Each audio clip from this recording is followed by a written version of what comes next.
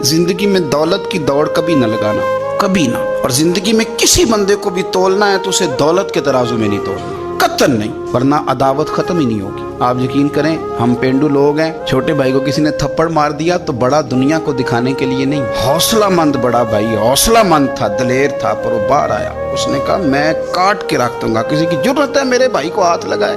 और उसकी माँ ने भी कहा, पर उसने कहा माँ नहीं, मेरे भरा नूं मेरे हुंदे सवाल ही नहीं।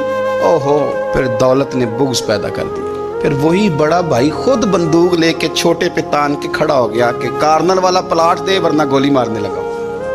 ओहो, इतनी अदावत दौलत की खातर। हजरत उमर का जमाना था, बहुत सारा माल आ गया, मस्जिद नबी में ढेर लग गए, तो हजरत फारूक आज़म मस्जिद नबी के सुतून से लिपट के रोने लगे, आंखें छम छम बरसने लगी। उमर शुक्र का टाइम है, आप रो रहे हैं। फरमाने लगे हुजूर का जमाना अच्छा था, सवेरे रोटी मिलती थी, शाम नहीं मिलती थी।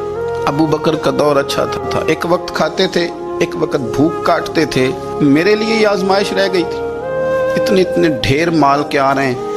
आप फरमाने लगे तुम्हें नहीं पता, जहाँ माल आता है वहाँ अदावत भी आती है, बुग़्ज़ भी आता है, नफरतें भी आती हैं। अब तबाही उतरेगी, अब इसके लिए लोग लड़ेंगे, अब भागेंगे, लालच के रिश्ते बनाएंगे। अब लोग लोगों को शीशों में उतारने की कोशिश करेंगे, झूठ बोलेंगे, चापलूसियां करेंगे, खुशामदें करेंगे, तबाही उतरेगी। ओ यार, रिश्तों को पैसों के तराजू में न तोलें, वरना अदावत बढ़ जाएगी।